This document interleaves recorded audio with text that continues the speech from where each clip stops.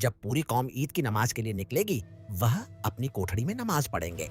जब लोग गले मिलेंगे और ईद मुबारक कहेंगे, वह खामोशी से दीवारों को देखेंगे। जब बच्चे माँ बाप से ईदी मांगेंगे, उनके बच्चे शायद दूर कहीं उन्हें याद कर रहे होंगे। जब मीठी सेवियां घरों में पकेंगी, उनके सामने जेल का खाना होगा। जब पूरी कौम खुशियों में बवाल होगी, उनकी आंखों में नमी होगी, मगर वह मुस्कुराएंगे, क्योंकि उन्होंने कभी कहा था, इंसान उस वक्त हारता है जब वह हार मान लेता है। वह नहीं हारे। वह क्या सोचते होंगे इस कोठड़ी में? वह सोचते होंगे वह जल से जब लाखों लोग उनके नाम के नारे लगाते थे। वह सोचते होंगे वह रातें जब वह पूरी कौम को ख्वाब दिखाया करते थे।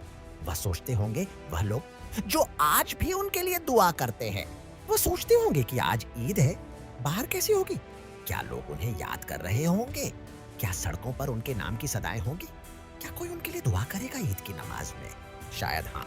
शायद लाखों दिल धड़कते होंगे उनके नाम से। शायद हजारों आंखें नम होगी उनकी याद में। शायद बेशुमार हाथ उठेंगे उनके लिए दुआ में, मगर वह यह सब नहीं देख पाएंगे। वह